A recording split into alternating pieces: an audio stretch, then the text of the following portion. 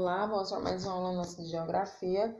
Hoje nós vamos dar introdução ao capítulo 9, onde ele vem falando das transformações socioeconômicas da América Latina, começando os nossos estudos pelo cenário 1, que vem falando do país Cuba. Então, é uma república socialista, localizada na América do Norte. A sua capital é Havana, é uma das maiores cidades do país. Outras cidades tão importantes quanto são Santiago de Cuba, Santa Clara e Varadero. Ok? Então, no século XX, o país exerceu um importante papel na geopolítica por ser o único estado socialista próximo aos Estados Unidos da América. O seu nome oficial é República de Cuba. É uma ilha localizada no Mar do Caribe. Aí a gente tem que fazer um pequeno adendo quando a gente fala que essa ilha, né, do Mar do Caribe é conhecida no mundo inteiro por 3 aspectos. O primeiro deles é a fabricação do melhor charuto do mundo, a produção dos melhores rums e por ter sido a única pátria socialista na América, né? Aí quando a gente fala, né, que a principal ilha, essa é a principal ilha, mas existe mais 350 para completar esse arquipélago.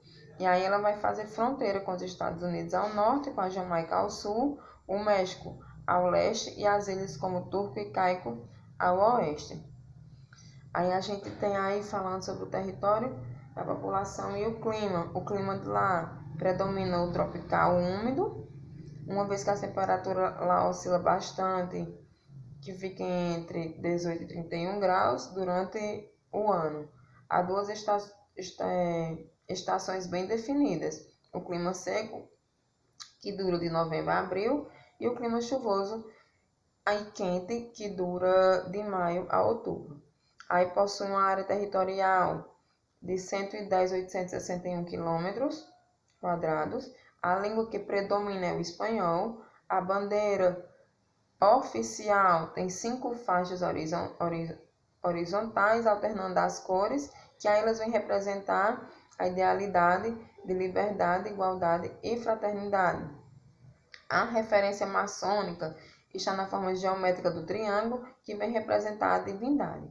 Já a estrela vai simbolizar a solidão de um país independente com ideais de humanidade. A bandeira cubana foi criada no ano de 1849 pelo general Narciso Lopes. A República constantemente é vítima de furacões, principalmente nos meses de agosto a outubro, e isso ocorre por causa de sua localização geográfica, as tormentas caribenhas, certo? Por estar numa área de tormentas, os furacões, a ilha está sujeita totalmente a instabilidades, né, meteorológicas e constantes, principalmente lá pelo final de outubro. No geral, o clima lá vai ser quente e úmido, do tipo tropical, com chuvas abundantes, né? Isso sempre acontece por lá. A ilha, ela também não possui grandes rios. A sua vegetação, mesmo que intensamente devastada, é constituída originalmente por densas florestas tropicais. Ok? Então, vamos passar agora a ver a história de Cuba, né? Cuba era habitada por índios das etnias tárnias e ciboinas, como a maioria das ilhas do Caribe. Os povos indígenas acabaram praticamente extintos em consequência da chegada dos espanhóis, que trouxeram doenças e guerras para o arquipélago. O país foi uma das mais prósperas colônias do Império Espanhol.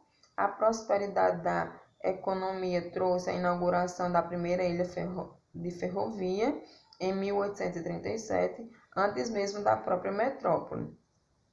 Os africanos escravizados foram importados pelos espanhóis para trabalharem nos engenhos de açúcar e plantações de tabaco, as 2 atividades mais importantes da ilha.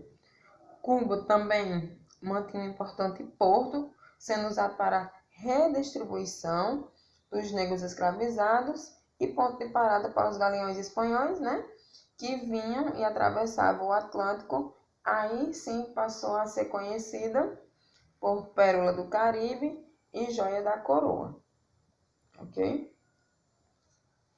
Agora, falando da independência do país, como foi que deu, como foi que ocorreu? Lá pelo final do século XIX, Cuba tornou-se independente sob a forte influência dos Estados Unidos. A coroa espanhola sufocou totalmente qualquer tentativa de revolta, tanto pelo conflito direto ou que fosse pelo conflito armado por consequências ou também por consequências econômicas. Aí, a partir do ano de 1852, o governo americano propôs ao governo espanhol a compra do país socialista, o que foi totalmente negado por 2 vezes. Essa proposta foi recusada. Então, o que foi que aconteceu?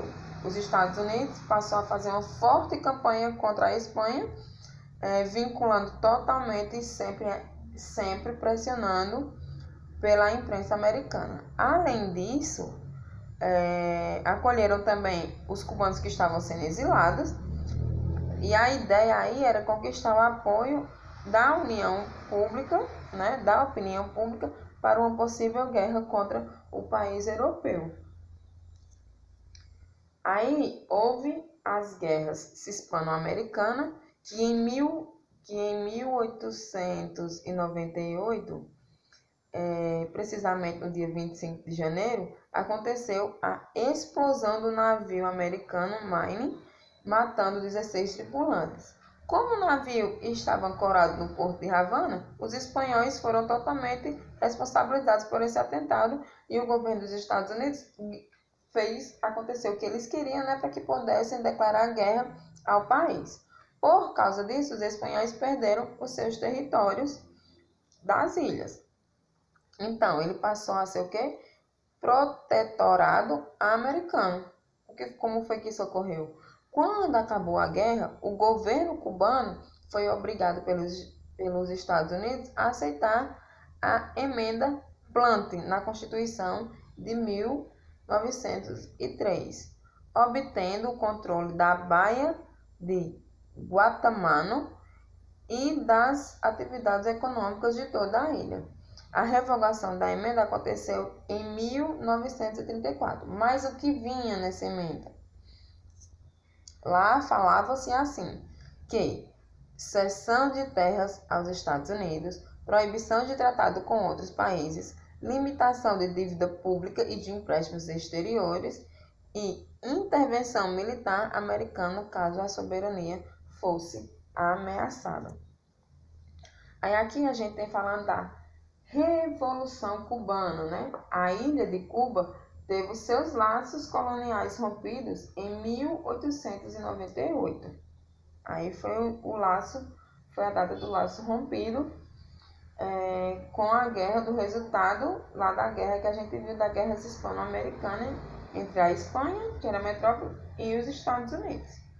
Então, Che Guevara, Fidel Castro, Camilo Cienfuegos e outros promoveram essa Revolução Cubana, inflamando o mundo a uma guerra fria, certo?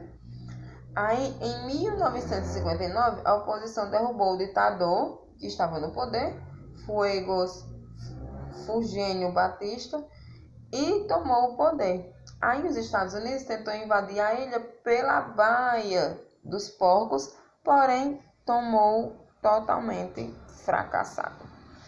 Aí a União Soviética ajudou Cuba e foi instalando o socialismo. O país conseguiu exterminar o analfabetismo, transformou seu sistema de saúde em um bem universal, apesar de continuar persistindo seus opositores a censurar os jornais, além de impedir os habitantes de deixarem a ilha. Certo?